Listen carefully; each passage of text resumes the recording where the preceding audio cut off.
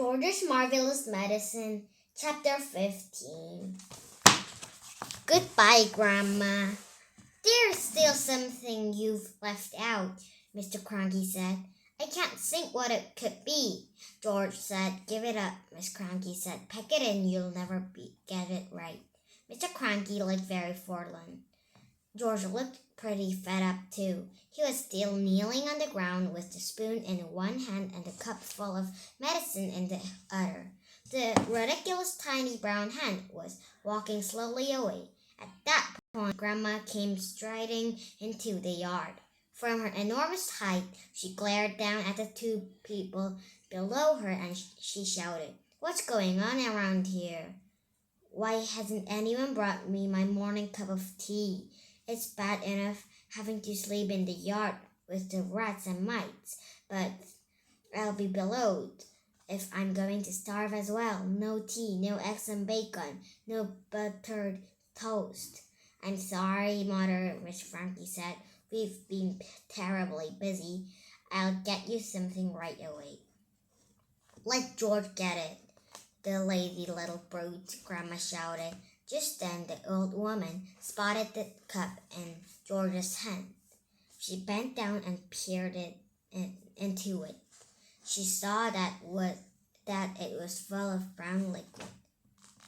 It looked very much like a tea. Ho ho, she cried. Ha ha, so that's your little game, is it? You'll look after yourself. All right, don't you? You make quite sure you've got a nice cup of morning tea.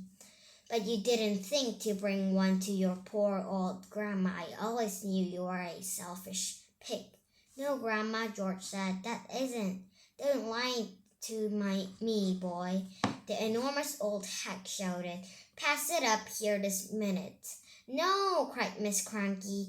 No, Mother, don't. That's not for you. Now you're against me too, shouted Grandma.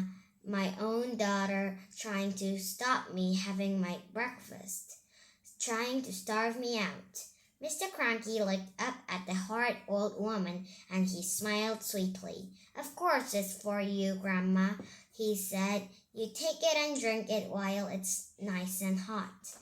Don't think I won't, Grandma said, bending down from her great height and reaching out a huge horny hand for the cup. Hand it over, George. No, no, Grandma, George cried out, pulling the cup away. You mustn't. You're not to have it. Give it to me, boy, yelled Grandma. Don't, cried Miss Cranky. That's George's Marvelous. Everything's George's around here, shouted Grandma. George's this, George's that. I'm fed up with it. She snatched the cup out of little George's hand and carried it high up out of reach. Drink it up, Grandma, Mr. Cranky said, grinning. Ugly, lovely tea. No, the other two cried. No, no, no. But it was too late. The ancient beanpole had already put the cup to her lips, and in one gulp, she swallowed everything that was in it. Mother, wailed Miss Cranky, you've just drunk 50 doses of George's Marvelous Medicine number 4 and liquid one tiny spoonful did to that little old brown hand. But Grandma didn't even hear her.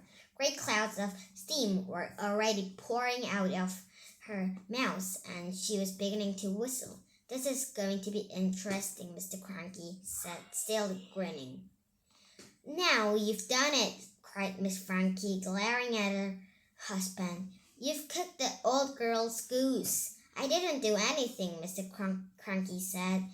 Oh, yes, you did. You told her to drink it. A tremendous hissing sound was coming from above their heads. Steam was shooting out of Grandma's mouth and nose and ears and whistling as it came. She'll feel better after she's left off a bit of steam, Mr. Cranky said. She's going to blow up, Miss Cranky wailed. Her boiler's going to burst. Stand clear, Mr. Cranky said. George was quite alarmed. He stood up and ran back a few paces. The jets of white steam kept squirting out of the skinny old hag's head, and the whistling was so high and shrill it hurt the ears. "Call the fire, Bridget!" cried Miss Cranky. "Call the police! Man the hose pipes!" "Too late," said Mr. Cranky, looking pleased. "Grandma!" shrieked Miss Cranky. "Mother! Run to the drinking trough and put your head under the water." But even as she spoke, the whistling suddenly stopped and the steam disappeared. That was when Grandma began to get smaller. She had started off with her head as high as the roof at the house, but now she was coming down fast. "Watch this, George!" Mr. Cranky shouted, hopping around the yard and flapping his arms. "Watch what happens when someone's had 50 spoons instead of one." Very soon, Grandma was back to normal height. "Stop!" cried Miss Cranky. "That's just right." But she didn't stop. Smaller and smaller she got, down and down she went. In another half minute, she was no bigger than a bottle of lemonade. "How do you feel, Mother?" asked Miss Cranky anxiously. Grandma's tiny face still bore the same full and furious expression it had always had. Her eyes, no bigger now than little keyholes, were blazing with anger. "How do I feel?" she yelled. "How would you think I feel? How would you feel if you'd been a glorious giant a minute ago and suddenly you're a miserable midget?" "She's still going," shouted Mr. Cranky gleefully. "She's still getting smaller." And by golly, she was. When she was no bigger than a cigarette, Miss Cranky made a grab for her. She held her in her hands and she cried, "How do I stop her getting smaller still?" "You can't," said Mr. Cranky. "She's had 50 times the right amount. I must stop her." Miss Cranky wailed. "I can hardly see her as it is." "Catch hold of each end and pull," Mr. Cranky said. By then, Grandma was the size of a matchstick and still shrinking fast. A moment later, she was no bigger than a pumpkin seed. Then, "Where is she?" cried Miss Cranky. "I've lost her." "Hooray!" said Mr. Cranky. "She's gone. She's disappeared completely," cried Miss Cranky. "That's what happened to you if you're grumpy and bad-tempered," said Mr. Cranky. "Great medicine of yours, George." George didn't know what to think. For a few minutes, Miss Cranky kept wondering Miss Cranky kept wandering round with a puzzled look on her face, saying, "Mother, where are you? Where have you gone? Where have you got to? How can I find you?"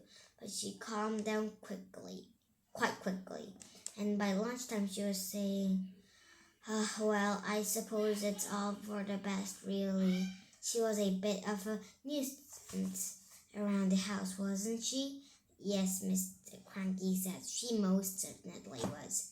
George didn't say a word. He felt quite trembly. He knew something tremendous had taken place that morning. For a few brief moments he had touched with the very tips of his fingers the edge of a magic word.